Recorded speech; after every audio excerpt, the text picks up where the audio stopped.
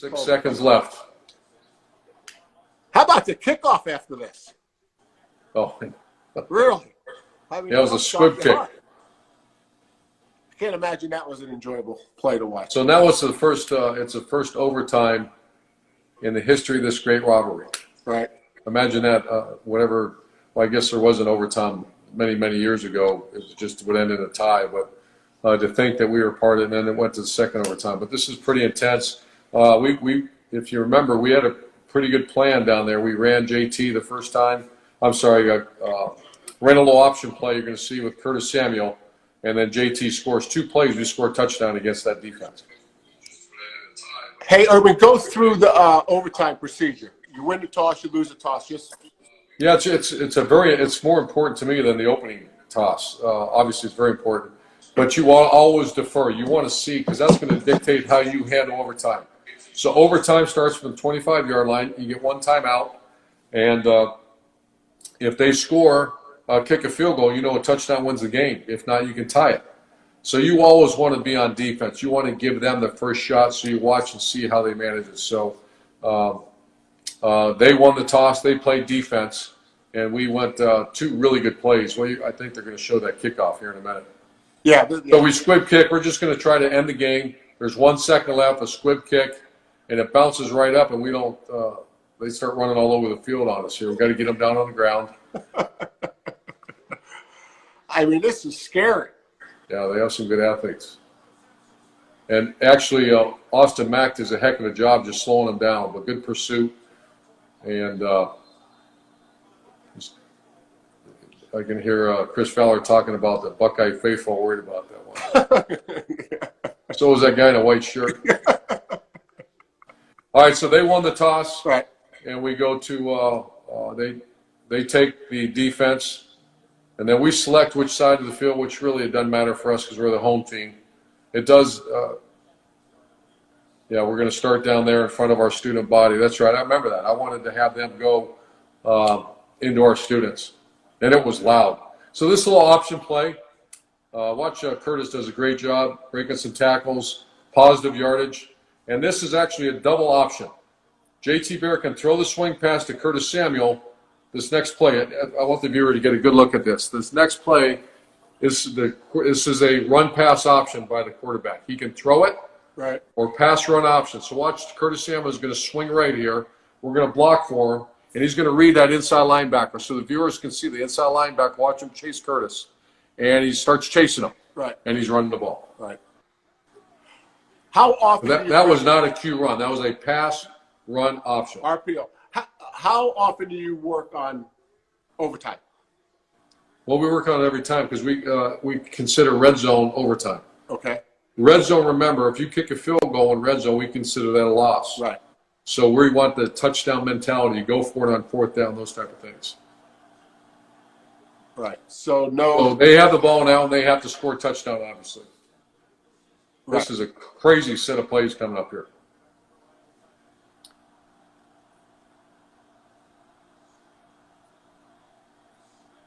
Yeah, they score on 4th down, right? Yeah, you can start to feel the fatigue a little bit. These players have been playing so hard for so long. Now you're in the first overtime, and we have to stop the run. It's 3rd down and 1. They get the first down here, and then we stop them on 3 downs, and they hit a 4th down on us. Right. That was a good direct run by them. They did that some to you, not a lot, but. Yeah, that back was a tough back. Yes. He's an Ohio kid too. Yeah, tough downhill runner. But look at the players. You just tell the fatigue a little bit, just getting up a little slower. Both sides of the ball. This is all heart, man. You think this is the rivalry game, number 2 against number 3, a chance to go play for a national championship, and they're giving everything they can. Right. Yeah, great effort by both teams, no doubt. No doubt. So 3rd and goal, they run the ball here. And we hit it so it's 4th down and 5. I thought for sure 3rd down and goal. Yeah. Yeah. And here it is. And the crowd's wild now. The crowd is it's the loudest I've ever heard our stadium. And they're late calling this touchdown. It's hard. It was hard for the official. Well, what's up? Watch, the viewer can watch top of the screens. That's Marshawn Latimer. And he jumped outside expecting a fade. And you watch the clip of this thing, it misses his hand by an inch. So now they have to stay on offense. So they go twice in a row, which is a little bit of a disadvantage if you pick what they did right on the coin flip. Right. Obviously, this is to tie the game.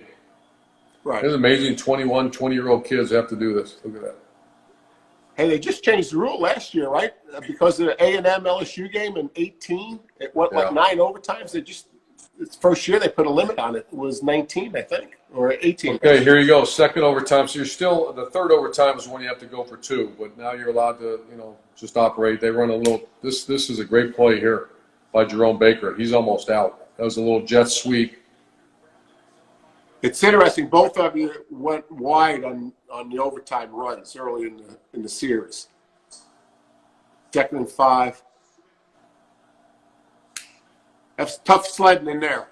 Yeah, and they have an excellent kicker, and our kicker was great. But I saw the look in Durbin's face as he came off after he missed that one, and in my heart, I'm thinking we have to score a touchdown to win. Right. And we're going to get to the 4th down call here in a minute. But we would have went for it regardless. If it was 4th and 2, we would have went for it. Right. That was well executed by them, and your rush was good too. I mean, the special teams have been interesting in this game to say the least. All right, here you go. Here's the series. Quarterback draw, right? Yeah, get about 6 yards, so it's now second, very manageable. That's where you want to be in overtime in the red zone. 2nd and 5. Gee.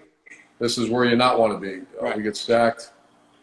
And then this next play, what are you thinking? This is 3rd down and 9. Right. And it's actually a mystery by our quarterback, but Curtis Samuel's going to swing to the right. We're reading linebacker again. And watch Curtis's effort here. If he gets stopped here, we lose the game. Right. And he launches himself here and get us to 4th and 1. And now we try to go fast. We're going tempo. Right now, I know we're going. I'm saying go jet, which means go fast. And we're going to run just an inside zone to Mike Weber. We're trying to get him going. Are you thinking about the first down play, or you tuned into this thing? No. This is 4th and 1. Right. And they just called timeout because they had a hard time getting lined up, like you saw that earlier in the game. Right. So now we have time to think about it.